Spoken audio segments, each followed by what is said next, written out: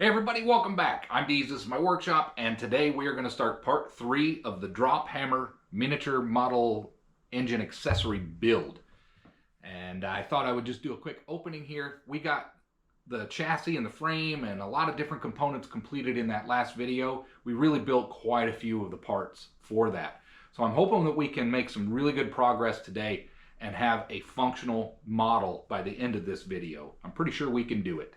I just thought I would give you this camera angle and show you that the sticker board is in fact growing.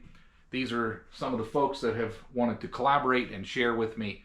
Remember, if you have a sticker and you have a similar channel and you want to reach out to me and maybe add your sticker to the sticker board, shoot me an email. It's on my About page. I've also got a website, deezworkshop.com, with a contact form.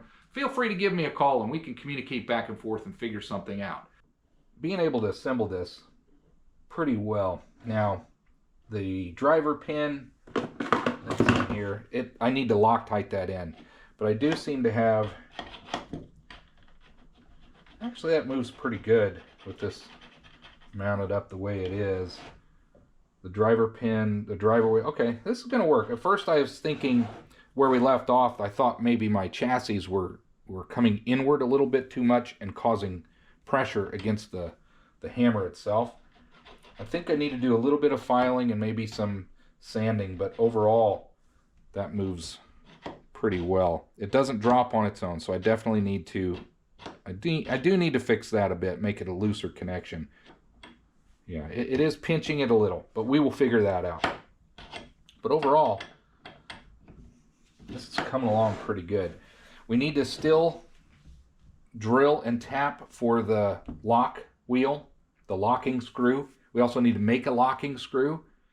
And I think I want to do that before we start cutting off other parts and pieces. The last thing that I want to do is cut down the side because this is too long. And I do want to cut that down a bit. So that'll be the last operation, because once I do that, it's going to be more difficult to mount into the vise. Let's go ahead and disassemble some of this stuff so we can break this down and start working on our parts.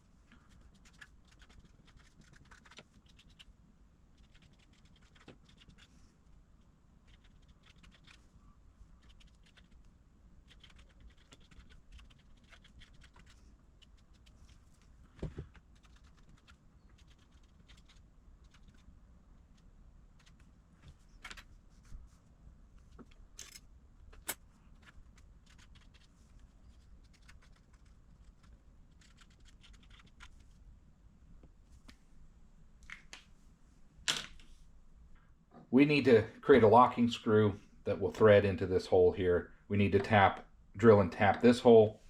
We need to cut the relief out here for the striker plate. We also need to shorten the overall length of this and cut the angle. So we got quite a bit to do to finish these chassis up, in addition to maybe fine-tuning some of the slots so that the hammer moves a little freer. And I think the next thing I want to do is go ahead and get this locking screw hole drilled and tapped. We need to determine what thread we want to do that with, and then we'll make our locking screw. Well, we've got our list here of things we want to get started on. This won't complete the project, but it'll be pretty darn close. I do want to go ahead and just make the locking screw. We're going to switch things up, get away from the millwork, and we're going to go to the lathe. The locking screw needs to go through the hole that's on the right side, if you're looking from the back, on one side of the chassis. Now let's go ahead and draw up some of the dimensions so that we know what we're going to do.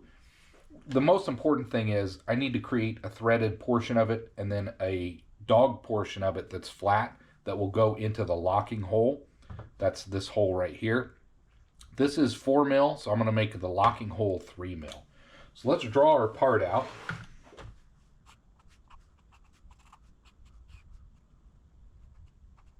Something like that.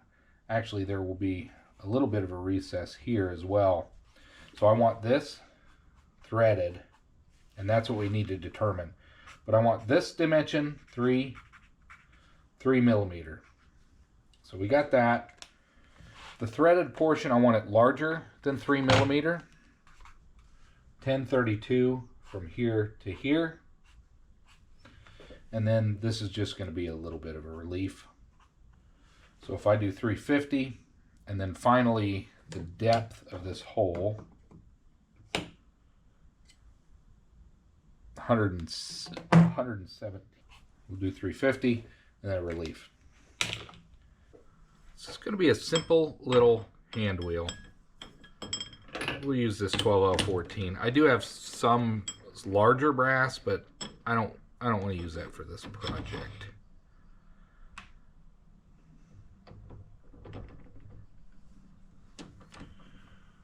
We'll stick that out about there, because we need to turn some of this down. We use our die, and then we need to clean up the edges.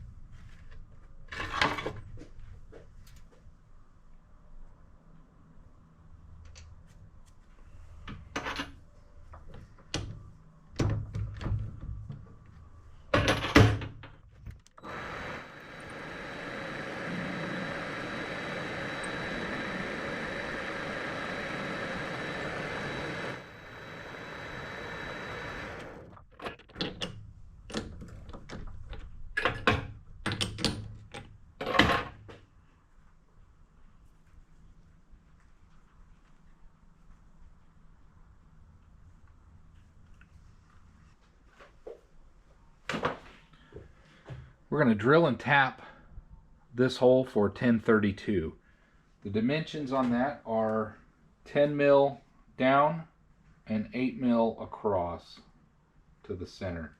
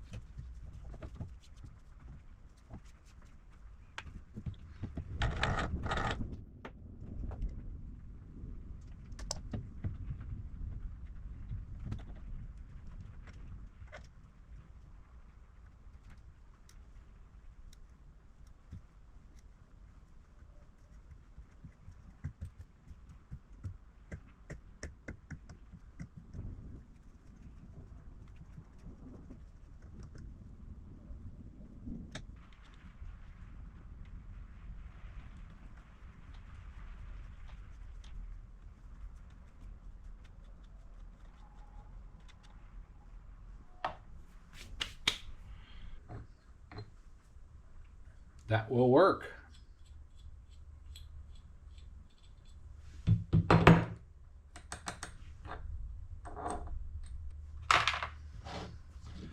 What do we want to do next? I think, well, before we get to that, locking screw, done. Locking screw hole, drill and tap, that's done. I think we need to cut this striker plate opening out. Let's double check our measurements here. 20 mil up.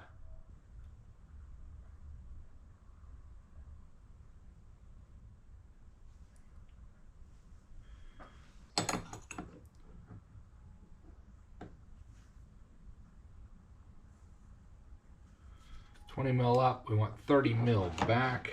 We need 25 mil back here.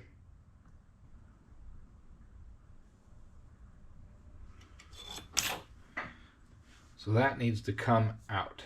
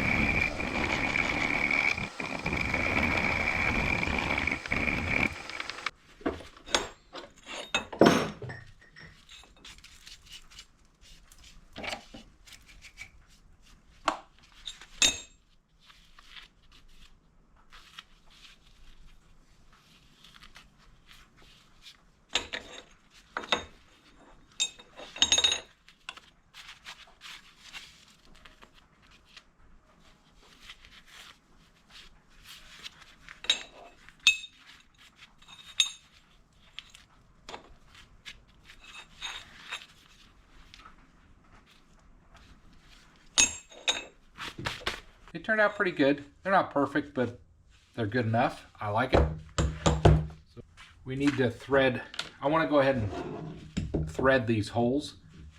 Now, in this case, I actually have some M4 bolts. And I actually like these because they're kind of nice with a nice chamfer. So I'm going to use these. This is going to be M4. And what this calls for is a clearance on the bottom, and then we thread kind of this top portion here. So, I don't know, maybe 10 mil. The problem is my tap is thick on the bottom, and I'll see if I have another M4, but I can only get so far up here. So I do need to do this clearance hole. Now they call for 4 thou, or a 4 mil clearance hole. This particular tap is probably much larger than 4. It's 5, so I'd have to do a 5 mil hole.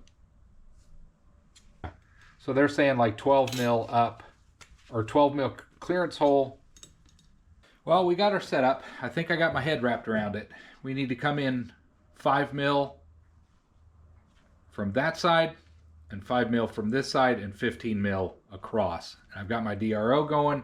We're going to drill and tap this for M4, but I'm going to drill and then drill a clearance hole about 10 mil deep with this larger drill.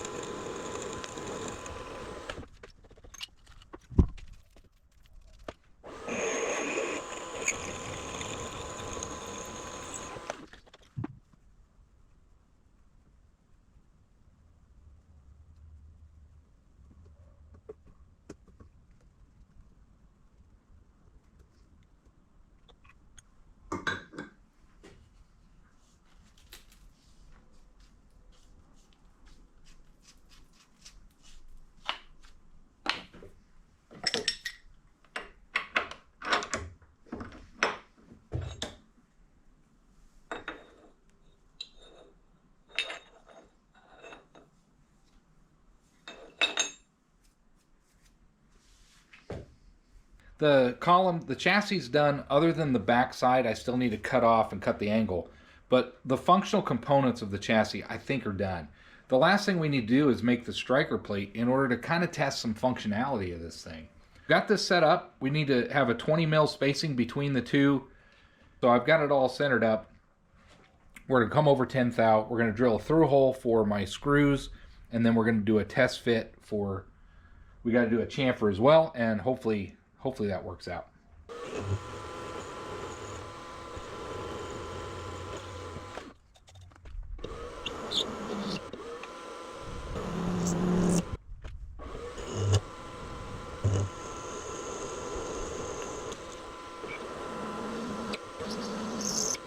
Well, this is where I'm going to stop for this evening. I'm not going to close the video here, but I'm going to stop for this evening. I was out here for quite a few hours getting this chassis and the striker plate completed to the point where we can do another test assembly. But we did get our striker plate made, and we made our chassis. I kind of want to do another test assembly and see what kind of progress we made. We should be able to get our striker plate put on and installed. So let's see how this is coming along.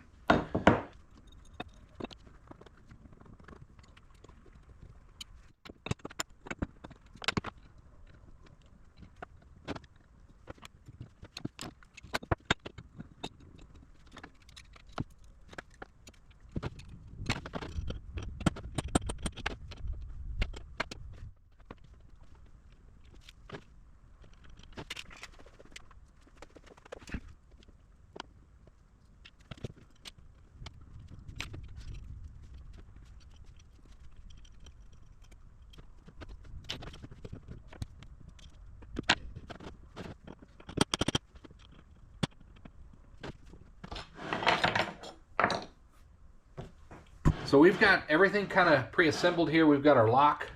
The lock screw works really nice. We can pull that out of there. The motion is actually very smooth. Now, I don't have the pin in there right now because I need to use some retaining compound to put that in there. I'm going to think about that overnight. I'm going to call it a day right here. But we've got all of our components looking really good. Our striker plate, it mounts in there really nicely. I just stopped and I thought it through in order to make sure all my spacing was correct, and lo and behold, that turned out really good. And that's essentially how that's going to work. But now the next test is to really get that pin put in the driver wheel and see if it actually functions. But we're making some really good progress. This is turning into something.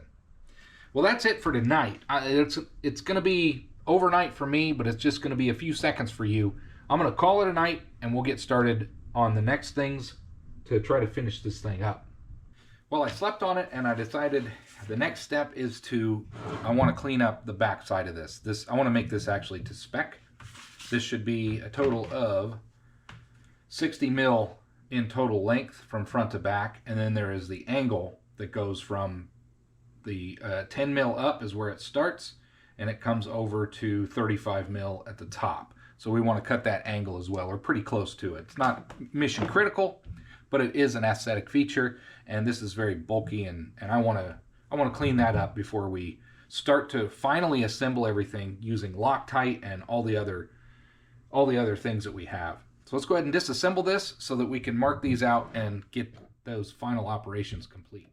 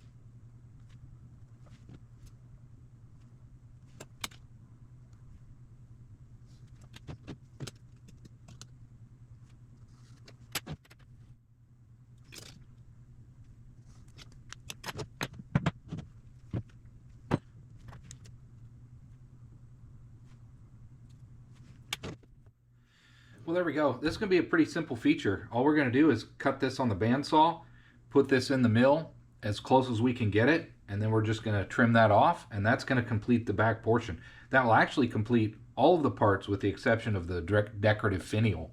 That's going to be something optional. But once we get that done, there's one final thing I just thought of. We need to cut the axle down, and there's actually a flat in the axle where the driver wheel will ride. So we will go ahead and put that feature in there as well.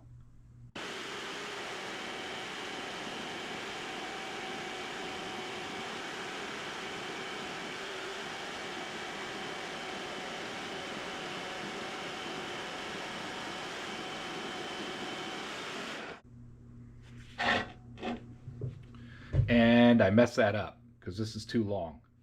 I think I can recover this, but I didn't slow down and stop and think. That's how it's supposed to be. 60 mil and then the angle there. Can't believe I messed that up. I just didn't slow down. My fault. Let's try this again.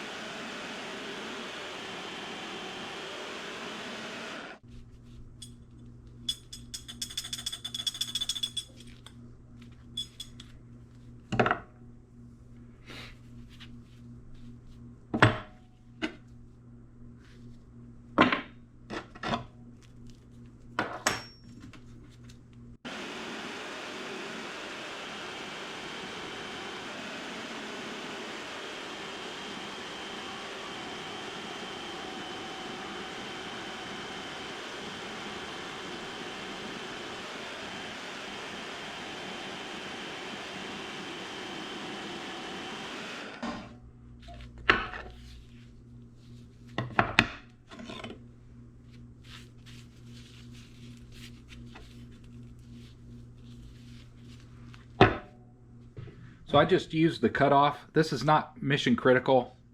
I suppose I could use an angle block, but this is going to get us where we need to be. We're going to cut this angle here, then we'll lay it flat, and we'll cut the 10 mil flat off the back end.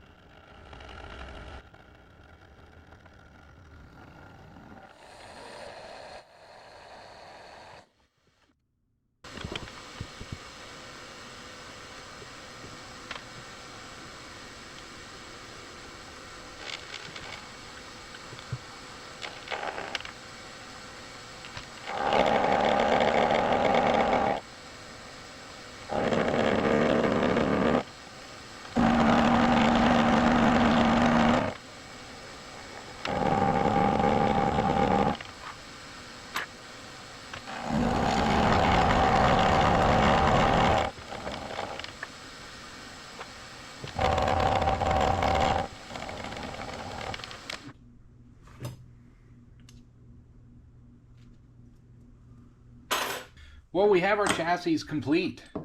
They're done. I got the angles on there. It turned out pretty well.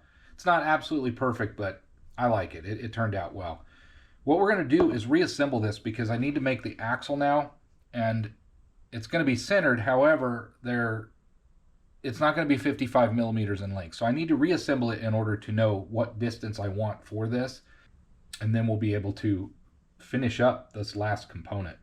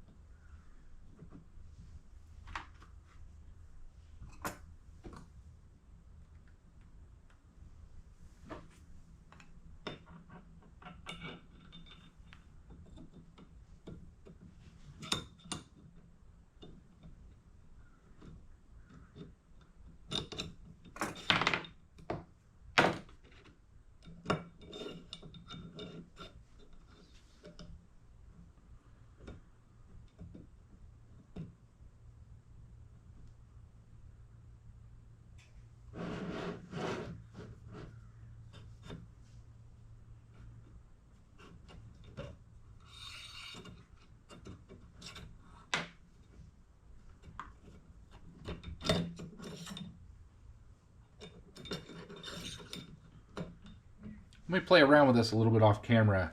I want to make sure I got the right spacer on the right side because there is a bearing A and a bearing B. I think I have it. Bearing B would go to side B, and side B is the side with the pulley. So I guess I don't need to play with it. We got it. Now these are going to be in there almost all the way.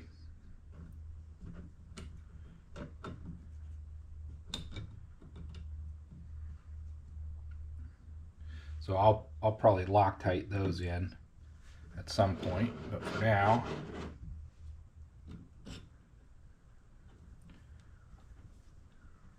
that one will press fit. Maybe I might go ahead and do that because I really got to get the overall length of this complete.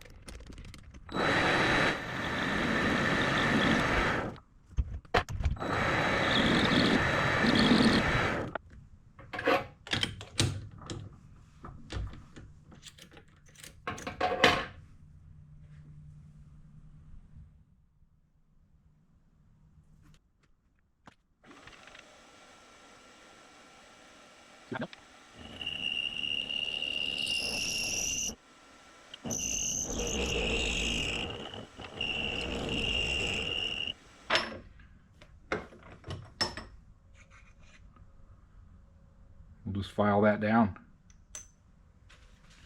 I've got my bushings spaced out nice. One final test fit, and then what we'll do is start Loctiting and getting everything officially assembled.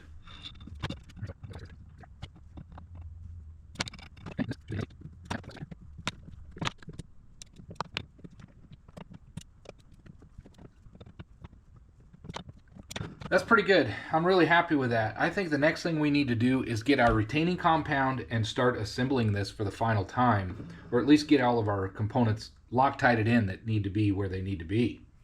So let's take this apart one more time, and that'll be the next steps.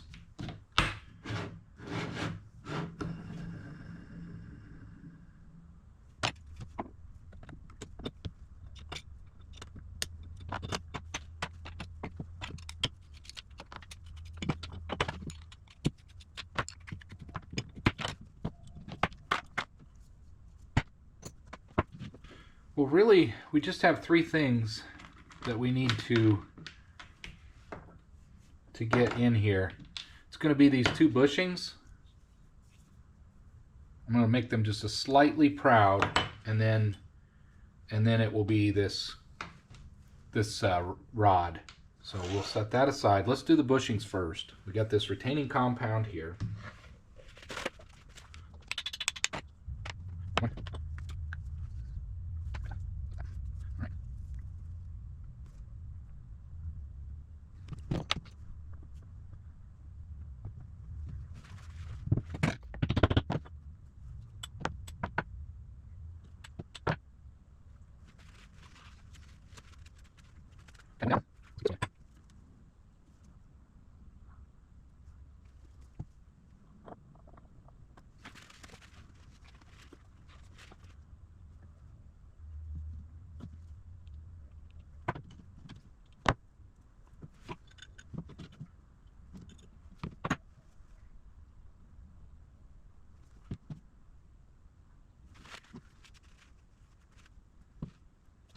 We're going to call that one good.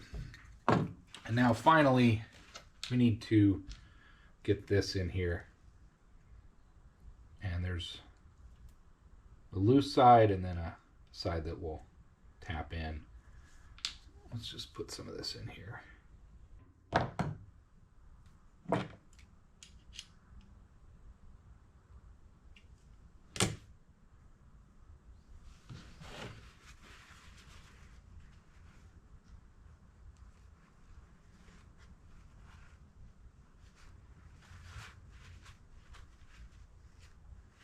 We have got the retaining compound put in the parts that I wanted to put it in. We've got our axle here ready to go. We got some of our other components ready to go. None of the other stuff really needs to have any retaining compound. So what we need to do now is wait. Let's let this stuff dry, and then we'll come back and do a final assembly, and we'll test the function of the drop hammer. This has been a fun build, gotta be honest with you. Working with metric was actually pretty fun. I had to stop a lot and think about the differences between metric and imperial because I was switching back and forth, but overall, I do enjoy working with metric. It's simple, it works, it makes sense, and I had a good time with this project, but the proof will be in the pudding. We'll see what happens once all this stuff dries. We'll do a final assembly and see if the thing functions. Well, we've got everything set up, I believe. This stuff over here. I think we have our Loctite in a state. It's a little sticky, but I think it's going to be fine for a test fit. Let's go ahead and assemble this thing one final time. I mean, we'll probably clean it up. You know, I've still got some ink and stuff on there, but let's see what the function is of this machine. There was a lot of work to get to this point.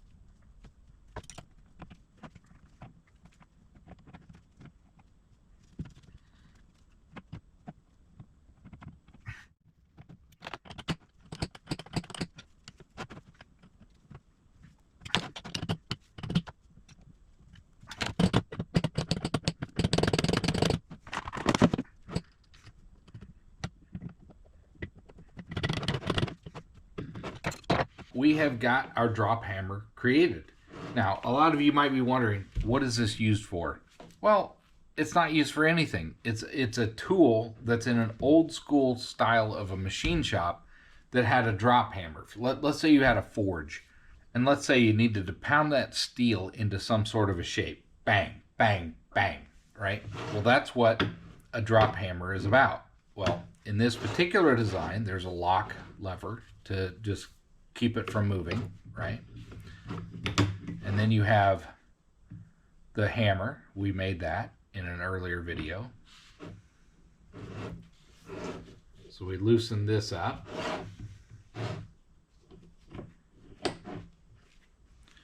And it slides in there. I haven't put any lubricant in here. There's no oil or anything. But you have your flywheel, which I hope to attach the pulley wheel to one of my small engines so that it runs this particular tool. But if it works well, it's going to catch, drop. And that's the function of this machine. It's a drop hammer. Of course, I'm not going to make anything with this, but that is the tool. Let me grab some oil. I think I'd like to put some lubricant on all this. We've got some 3-in-1 oil. Let's put a little bit out here on the bearing. Obviously, let's put some on the hammer itself. There's a bearing here. We'll put some. This is moving very freely. very happy with that.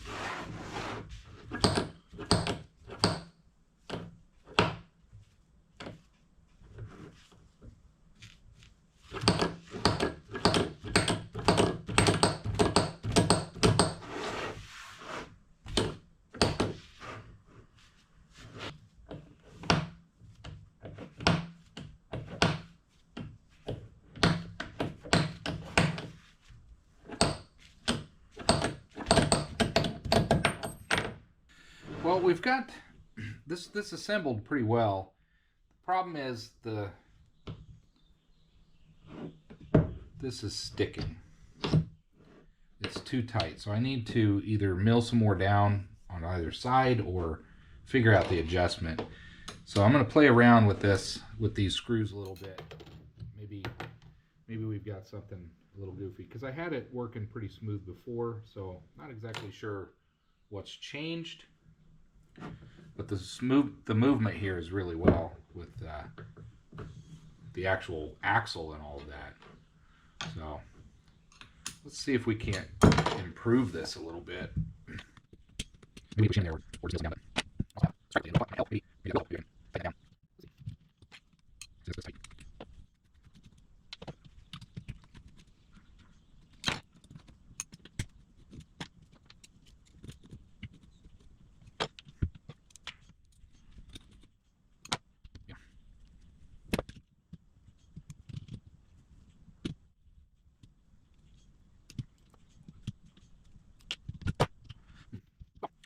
I'm going to play with this off camera. You get the point, but I need to loosen that up. That's certainly not going to function if it's that rough. The other thing I want to do is turn down, if you can see it here, the drive pin. It's just a tiny bit too long, and it's rubbing on the back inside of this slot. Not much, but just enough to where it's annoying me more than anything. But this I got to improve.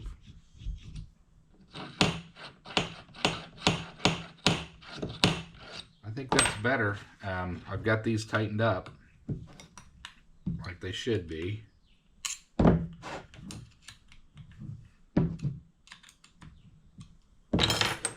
let's see if that still operates. It does. That's good. Okay. We're going to need this put in here. And the easiest way that I've found to do this while it's kind of assembled is to take this, kind of hold it in here and get the axle going through it.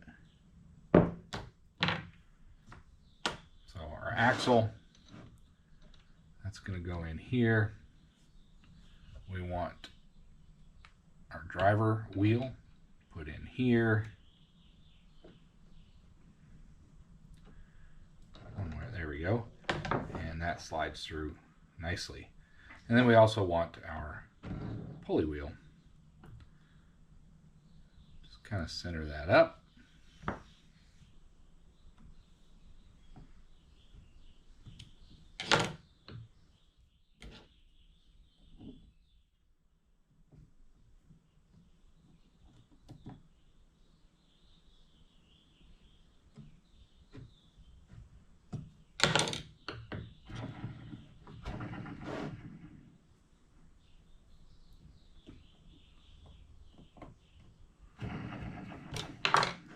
Okay. Well, next thing to do is get this installed, and it is functioning.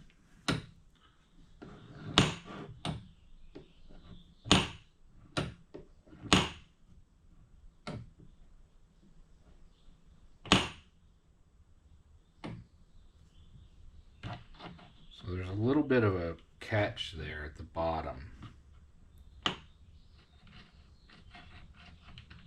I think. I don't know, maybe that's pushing it. Is it still too long? Yep.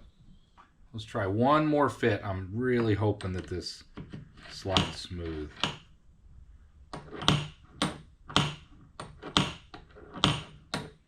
So in theory, we get this hooked to one of my model engines, and this should function just like that. And there is your drop hammer.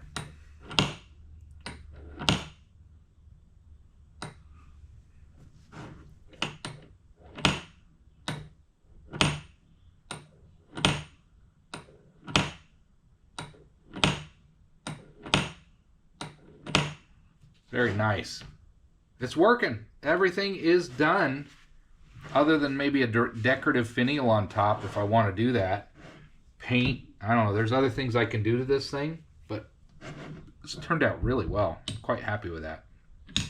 The motion of it works really well. I mean, it's not going to run like the engine. It's got to run slowly. And let's say you wanted to, you know, smash something that you're working on. You put it down here. Piece of paper here was something that we wanted to smash. You put that in there, and the drop hammer continues to just smash it and smash it and smash it until it gets to where you want it to be. And then finally, of course, we already tested this, but we have our lock screw. I might remake this. I'm not real thrilled with the threads on this. For what it is, it's actually perfectly fine. But the threads I made are a little too shallow. I think I overturned my shaft when I made those. But it does lock.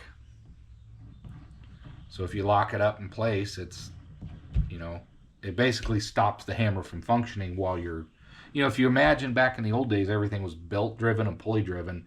You didn't want to turn the belts off, but you needed to stop a machine. Well, you lock up your hammer and it no longer does what it's supposed to do until you release your lock, and then it goes back to doing what it's supposed to do. Really cool. I'm pretty happy with how this turned out. I'm not going to close the video quite yet. There's some more things I want to do, but I'm going to stop for tonight. For you, it's not going to be very long, but for me, it's going to be a day or two, and we'll get back out here and try to complete this project in the third video, and everything will be done. I think I would like to hook this up to one of my engines and actually run it from an engine like I had intended in the first place.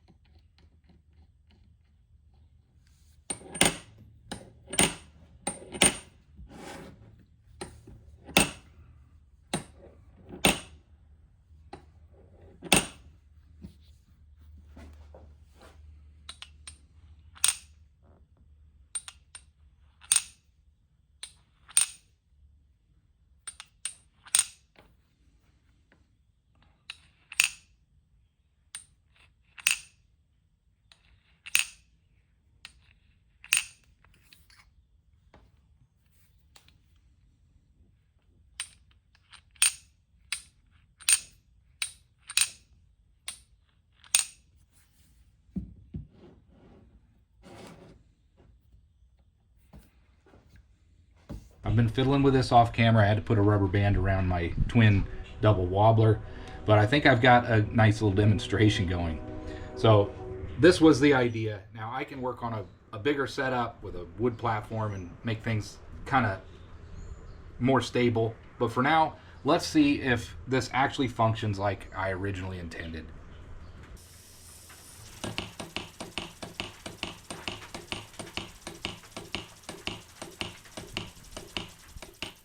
Slowing down, give it some. There we go. It works. Now I don't have it clamped down, so kind of hard to show you.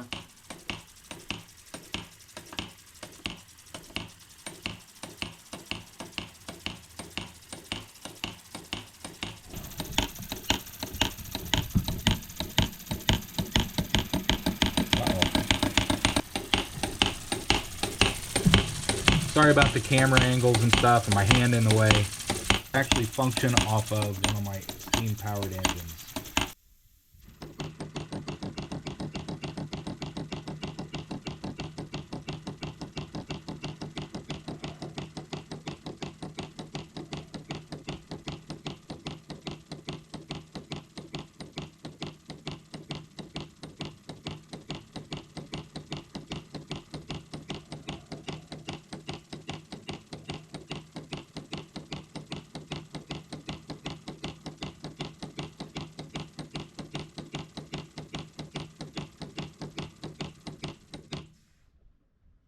We are going to put some air to this and see if we can get it to function.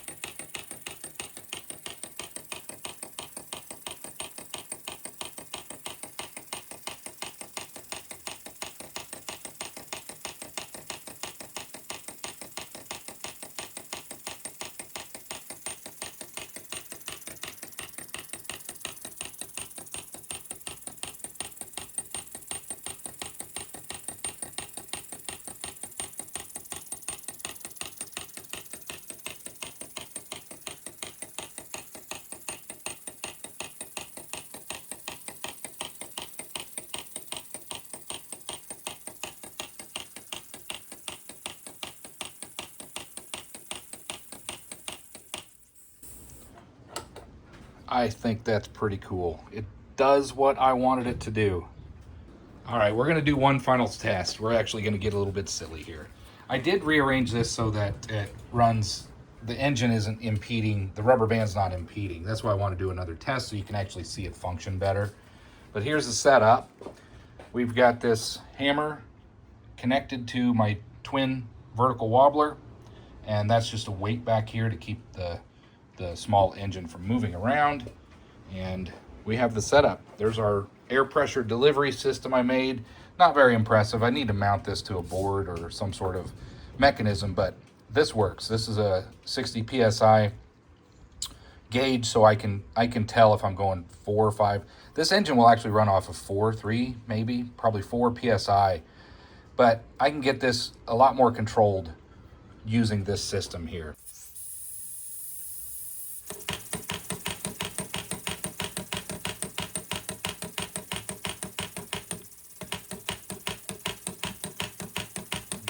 running off of air, off a model engine I created, and the tool that I made. Now, what do you do with this then? Well, on a large scale, you'd use it with maybe forging things. Let's see, what do we have here?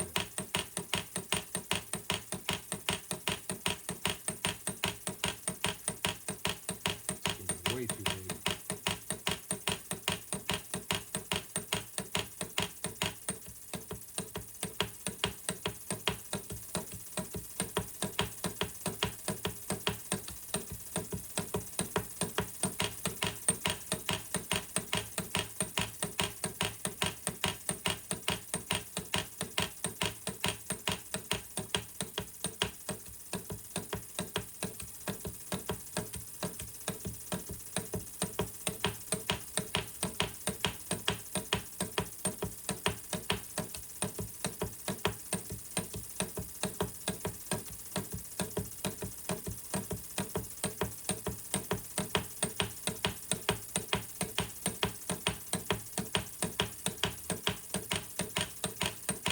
Well, that worked out pretty good. Fold it over again.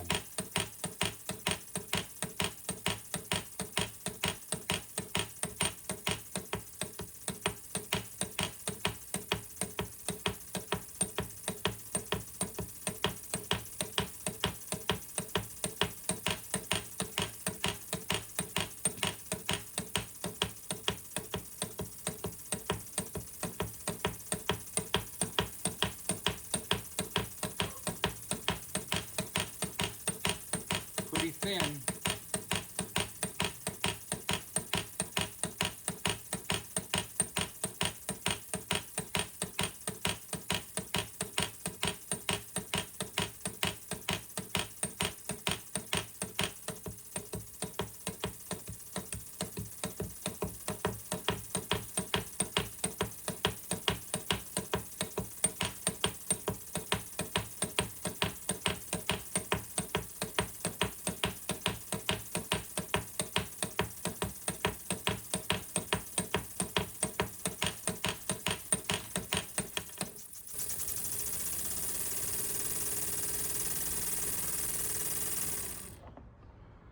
Well, there we go. Look at that. Flattened it out pretty good. Anyway, in a forging world, let's say you were working with some hot steel, you would put something underneath and it would smash it, then you pull it out, heat it up again, bring it back, and this drop hammer would just continue to function all afternoon or whatever you're working on. But that worked pretty good. Little silly demonstration, but I thought it would be nice to show, you know, what the application was back when these machines were something that people used in old machine shops. Pretty cool setup. Function test works. I hope you enjoyed. Well, everybody, we are now going to close this video. This is part 3 of the drop hammer model, miniature drop hammer model engine build. We got this thing functional. You got to see it in action, and I even took it a step further and I hooked it up to the model engine, the twin vertical wobbler that I created, because that was what I wanted to do. See if this would function, and sure enough, I am able to power this drop hammer using one of my model engines. But that works exactly as I had hoped. This works really good. This was a really fun project. Special thanks, like I said, to Ade Swash and his designs. I will link to all of his stuff, or at least this particular build, in my videos of this, and that's going to bring this to a close. I hope you all enjoyed this series. If you haven't subscribed, please do. It really helps out the channel, and I hope to see you on the next one. Thanks for watching, everybody.